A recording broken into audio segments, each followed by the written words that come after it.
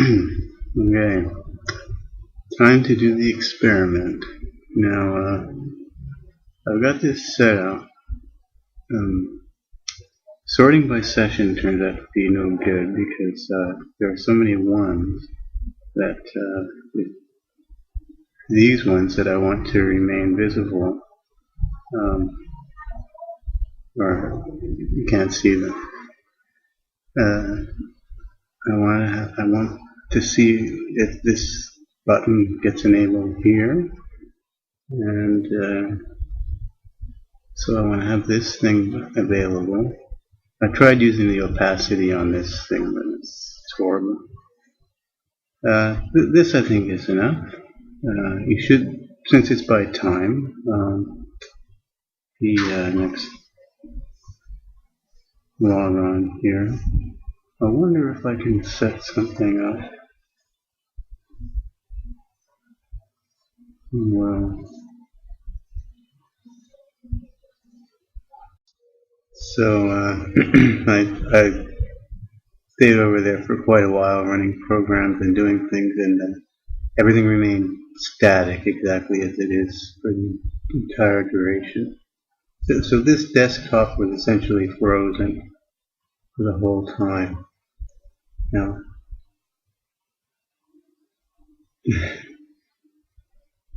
the strange thing is, though, that when I did it before, I thought I was certain I recorded the log on.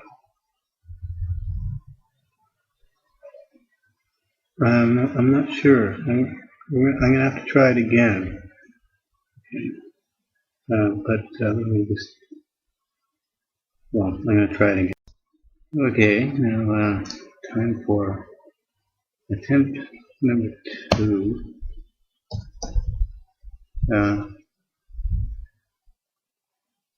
By the way, there are two. Both of the users are currently. It says we're both logged on. I guess it's disconnected, but it's still logged on. Still a session. Session 1, session 2. Process Explorer. You see how easy it is now with this thing? Fantastic. Oh yeah, I gotta put everything on here now so I don't have to double click anything I use during these sessions. Now, see, what I noticed last time, and I'm not sure how to fix this problem.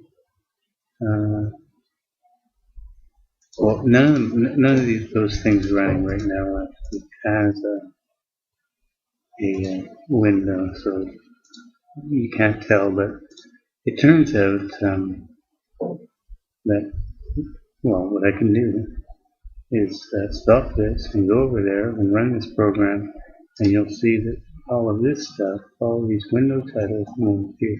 I'll just demonstrate that.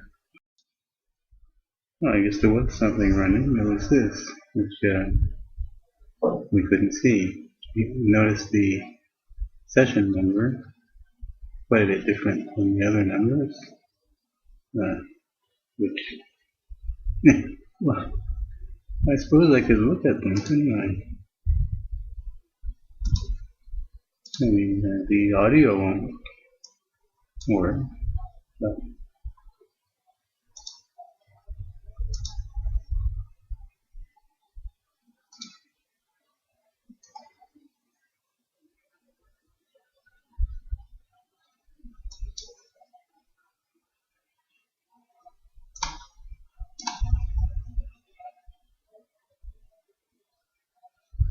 we'll mute it just in case. Yeah, so those are 27 something or other.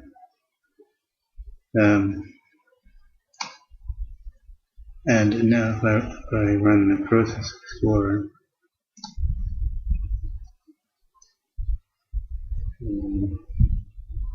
well,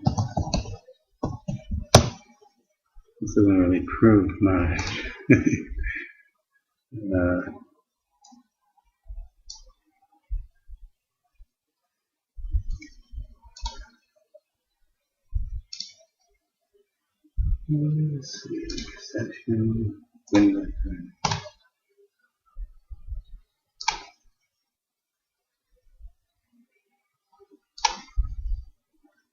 2 0 user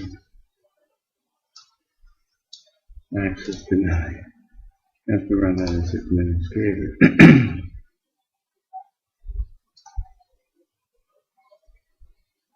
Come on.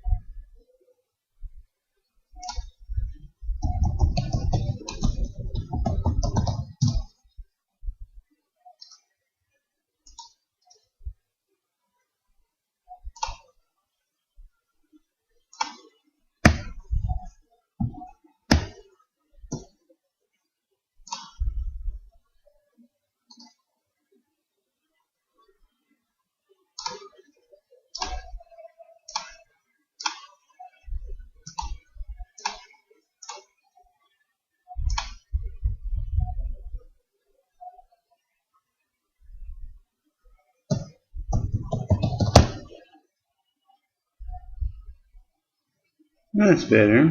Let's see. So I should probably put this session here.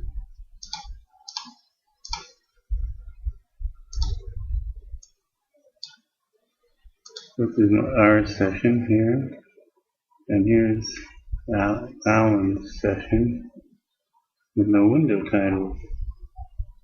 Now that's probably a security thing. I mean, if you can find any way to send information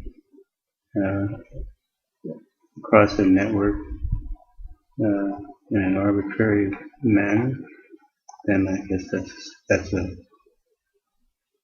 security leak. But I mean, you can obviously send information, right? Like, let's see,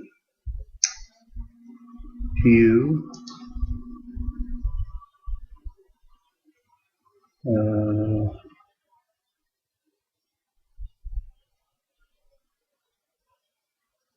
select image path.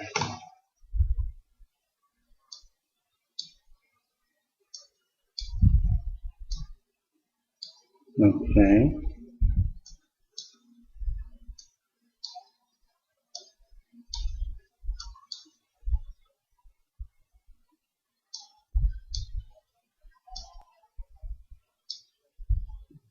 So my power just went out. You can see a lot of processes that are being run by Alan.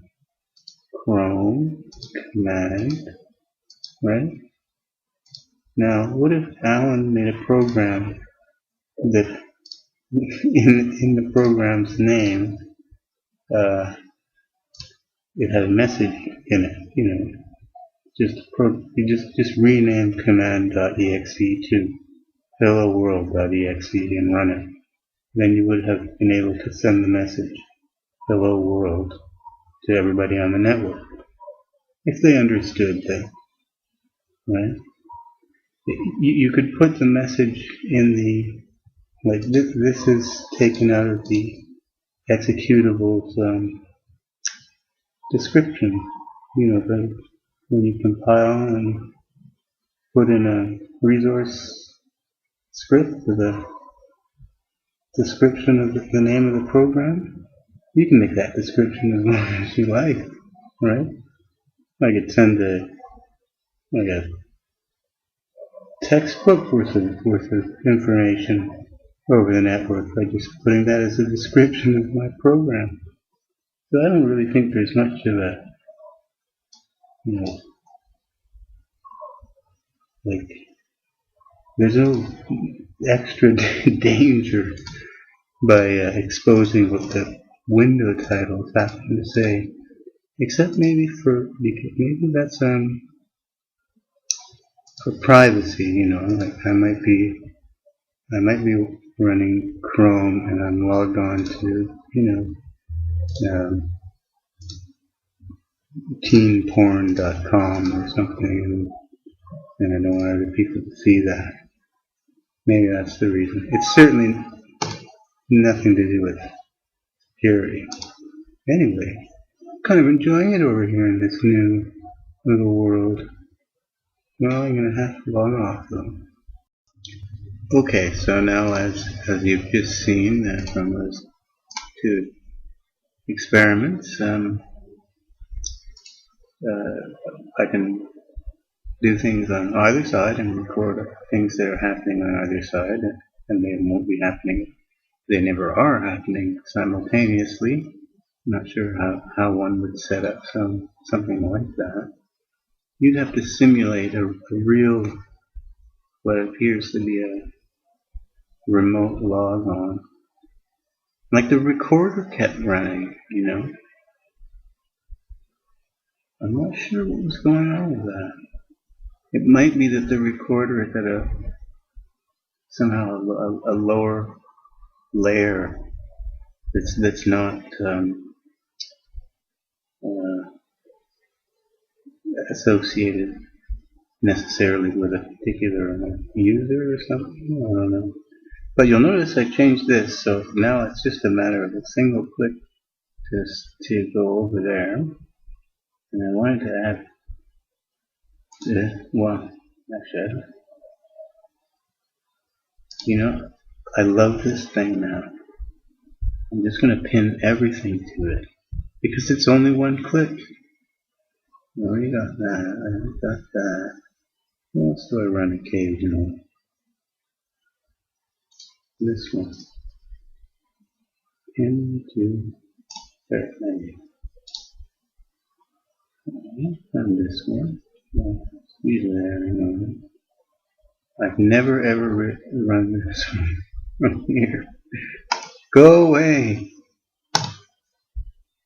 Oh no, maybe I do want it on there. Yes, I do.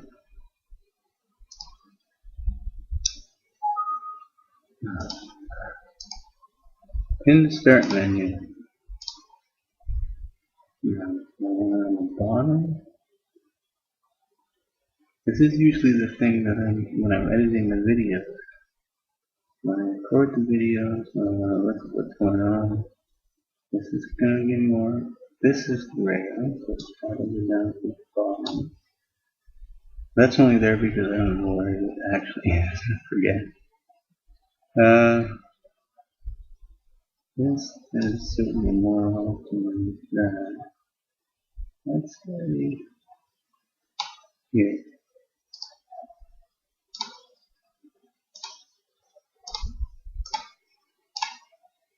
The thing about this new setup, without that horrible screen, is there's nothing annoying about that little question, right? Yeah, okay. How hard was that, right? But when it goes to that box, it just seems like a big deal. Okay. Now, one of the things, before I go, I'm trying to think of something that might be interesting. But I started recording a video before, and well, anyway, what was it called? LSA info. I copied it into my path somewhere.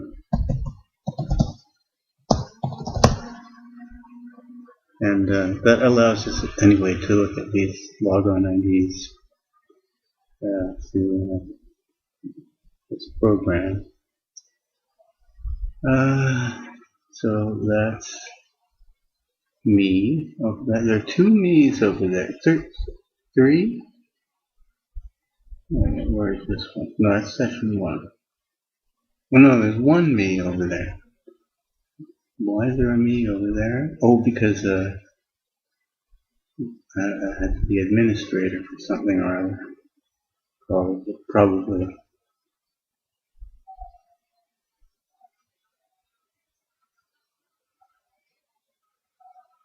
And weird LUIT.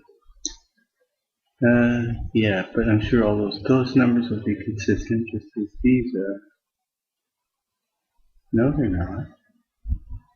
That's not consistent. I wonder what this 5,98092 was.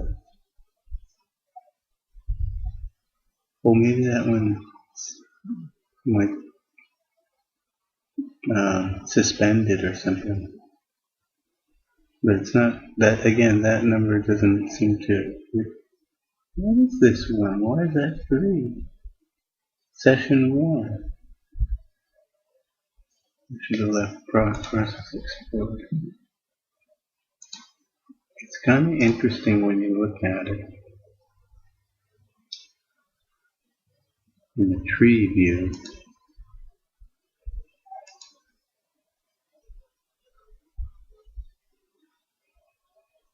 Or maybe not.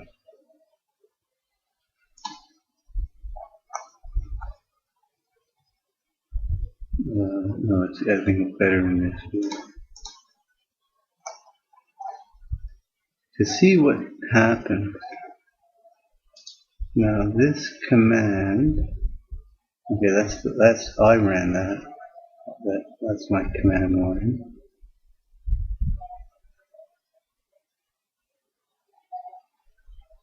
And session 2 must have these. No, so I should sort by time. Stupid. Alright. Session 2 existed before. And here's the first, client server runtime is the first thing that ever gets going. It's got this crazy command line. There's an interesting article, actually. I'm going to try and see if I can find it again, about CRSS. And this thing called conhost. Do you know what conhost does? Well, apparently it hosts the console. It does exactly what it says. But apparently at Windows 7, or yeah, it must be Windows 7, they made a change. And if you're very observant, you will have noticed that these console boxes have a new appearance. Session 10. That is, at no time in the past, before Windows 7, have the console windows look just like regular windows. You see? Like the buttons are the same, they look the same, scroll bar is the same, all the edges and everything are the same. That's never been the case before. And the reason has something to do with the way, the order in which things are created, and GDI and something. I didn't memorize the details, but it's quite interesting.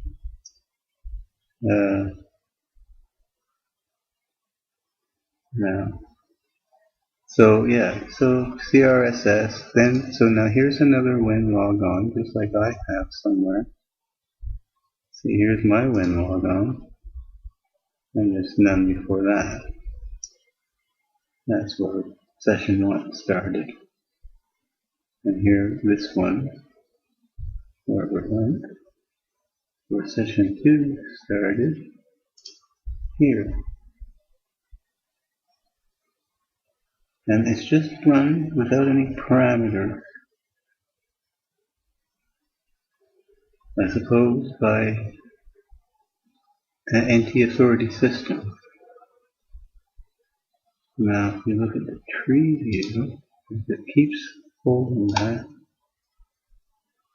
what is a child of WinLogOn? There's this Explorer, looks like, but it looks like they're on the same level. And then that's what that guy was trying to explain. There's like a delay or something. Something waits for something. Like this one, okay, just doesn't do anything after this point. And all it's meant to do is just sit there idle for a while, and I don't know. I'll find the article, send you the link. But yeah, I don't think this will ever do anything else ever again. I have a bunch of consoles going. Here's my WinLogOn. Here's my equivalent. 7 that started at 7 at night, right? And I bet if you look at this and see,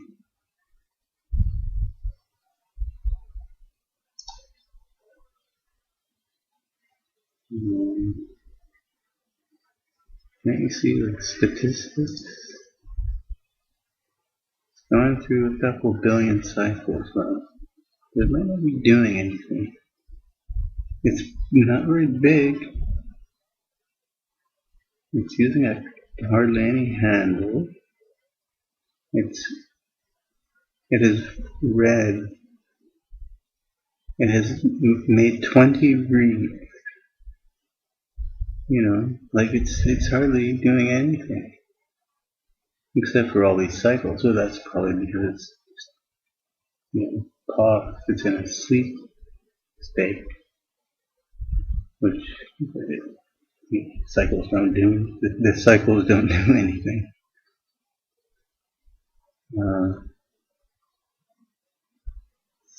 That's kilobytes, right? Oh, so it's more than I thought.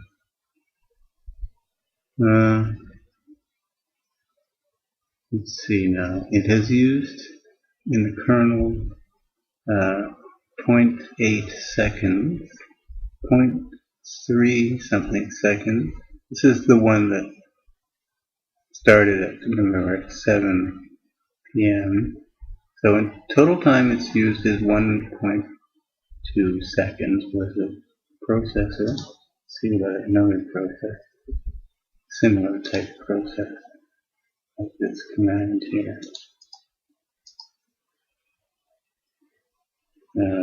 It's run if you program. Oh geez, this one's using nothing.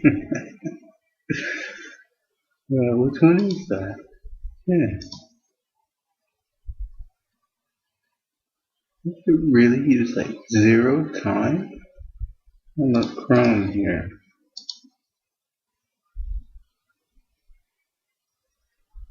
Wow, look at that. That's hours. No, that's minutes.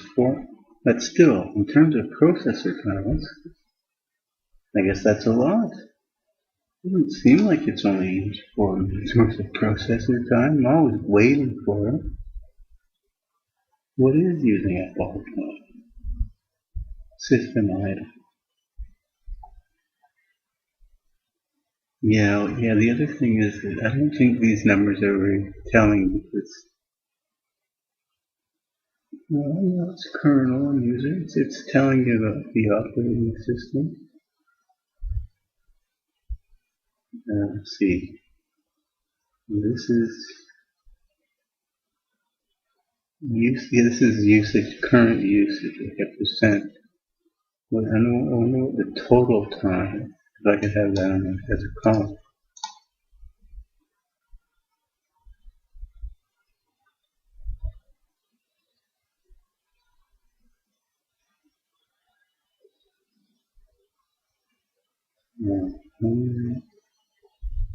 Manual.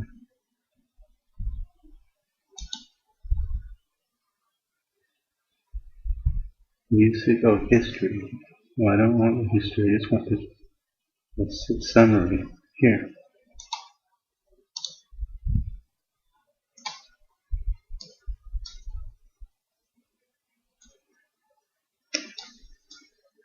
Usually go there. Oh, here, where the window titles go. Sort by CPU time. At 9 hours and 48 minutes is system idle process, and the next highest is 20 entire minutes worth of processor time. Media encoder. I've been encoding tons of videos, and that's hardly used anything. Processors are today these processors are ridiculously fast. They're too fast for the hardware. Like most, as you can see, right? It's just telling you that most of the time, a processor never ever stops executing, right, instructions. It can't stop. It's always got to be doing something.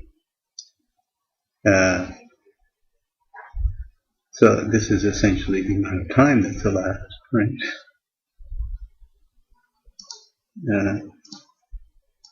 It's not being used. Most of the CPU resources is just thrown away. It's wasted, and